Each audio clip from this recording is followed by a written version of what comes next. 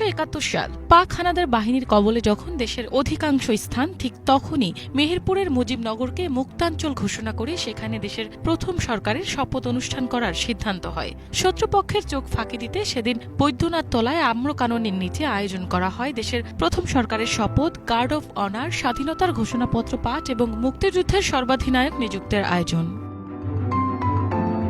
সূর্য ওঠার পরপরই কলকাতা থেকে জাতীয় নেতারা গাড়িবহন নিয়ে মুজিবনগরে সমবেত হন। সেখানে আন্তর্জাতিক গণমাধ্যমের কর্মীরা সংবাদ সংগ্রহের জন্য আসেন। স্থানীয়দের নির্মিত মঞ্চে ওঠেন দেশের প্রথম সরকারের মন্ত্রিপরিষদ।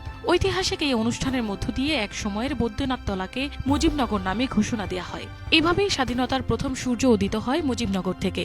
ঘোষণায় মুজিবনগরকে বাংলাদেশের প্রথম রাজধানী হিসেবে স্বীকৃতি দেওয়া হলেও মুজিবনগরে কোনোদিন শেখ মুজিব যাননি। সেদিন মেহেরপুরের ১২ আনসার সদস্য সরকার প্রধানকে গার্ড অফ অনার প্রদান করেন। মুজিবনগরের ইতিহাসের সাক্ষী হওয়া ১২ আনসারের মধ্যে এখন বেঁচে আছেন মাত্র ২ জন। স্বাধীনতার ৫৪ বছর পর সেই দুর্লভ স্মৃতি বুকে ধারণ করে আছেন তারা। ওই জায়গায় নেমে ওরা মাঠ সব ক্যাপচার করছে ইন্ডিয়ান সৈনিক।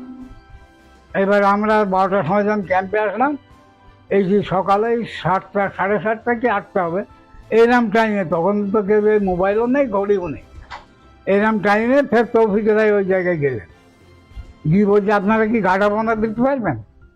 আমরা কেন পারবো না, আমাদের কাছে হাতিয়ার আছে, আমরা ট্রেনিং নেন। তো ওই একবার দেখালাম তো চোখ।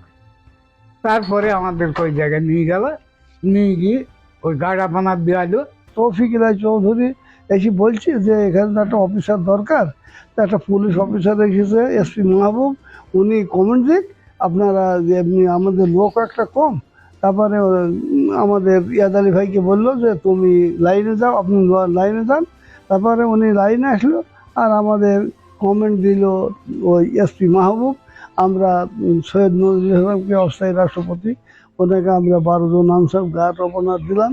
কিন্তু গেল ১৭ বছরে ঐতিহাসিক এই স্থাপনা মুজিবনগর নিয়ে হয়েছে রাজনীতি। ছিল বক্তব্যের ফুলছুরি, কিন্তু চোখে পড়েনি আওয়ামী লীগের কোনো উন্নয়ন। মুক্তিযুদ্ধের ইতিহাস ধরে রাখতে ১৯৭৪ সালে এখানে দেশের সর্ববৃহৎ মুক্তিযুদ্ধ ভিত্তিক প্রকল্প বাস্তবায়ন করা হয়। পরবর্তীতে মুজিবনগর স্মৃতিসৌধ নির্মাণের মূল কাজ শুরু হয় ১৯৮৭ সালে। তৎকালীন প্রেসিডেন্ট হুসেইন মোহাম্মদ এরশাদ মুজিবনগরকে গুরুত্ব দিয়ে ২৩ স্তরের স্মৃতিসৌধ গড়ে তোলেন। মুজিবনগর স্মৃতিসৌধ উদ্বোধন হয় তারই হাতে।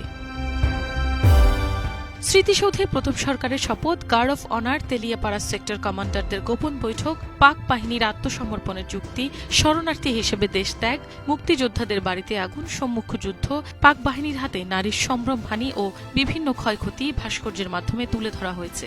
দর্শনার্থীদের আকৃষ্ট করতে নির্মাণ করা হয় নানান অবকাঠামো, কিন্তু ২৭ বছরে এগুলোর কোনোটাই আনুষ্ঠানিক উদ্বোধন হয়নি। রক্ষণাবেক্ষণের জন্য নিয়োগ হয়নি জনবল, তাই ঠিক যতটা যত্নে রাখা প্রয়োজন ছিল তার চেয়ে অনেকটাই অযত্নে পড়ে আছে এই মুজিবনগর।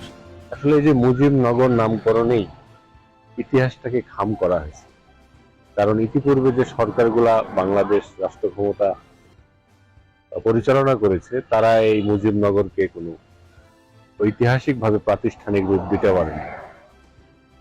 এমনকি এই মুজিবনগরের যে ইতিহাস প্রাতিষ্ঠানিক রূপ লাভ দিয়ে যে মুজিবনগরকে সরকারি জাতীয়করণ করা, এই ধরনের কোনো পদক্ষেপ তারা গ্রহণ করেনি। পার্লামেন্ট ডায়াগ্রাম ইন্ডিয়ার লোকাল গভর্নমেন্ট সিদ্ধার্থ শঙ্কর রায় পিক আপ এসেছিল ১৪ই এপ্রিল বুধবার, আর ১৬ই এপ্রিল ভিতরে স্টেজ আমরা কমপ্লিট করলাম ২১৭ লোকে। ফ্রন্ট ছিল এই সাইডে, আর দেবদারু পাতা ওই কেদারগঞ্জ থেকে আনা হয়েছিল, সুন্দর একটা গেট, ওয়েলকাম স্বাগতম লেখা হয়েছিল, রাত্রিও কাজ হয়েছিল। ইন্ডিয়া থেকে সমস্ত ১৬ই এপ্রিল বিএসএফ ভর্তি গেল, ১৭ এপ্রিল স্যাটারডে উদ্বোধন হলো। ২-৪টা মাইক ফিটো আনলিমিটেড বাজার লিমিটেড, বাগানের উঠতে আওয়াজ না যায়। এখানে ছিল কামরুজ্জামান সাহেব, ক্যাপ্টেন মনসুর, সৈয়দ নজরুল, তাজউদ্দিন, সৈয়দ তাজরাফা, কাপাসিয়া।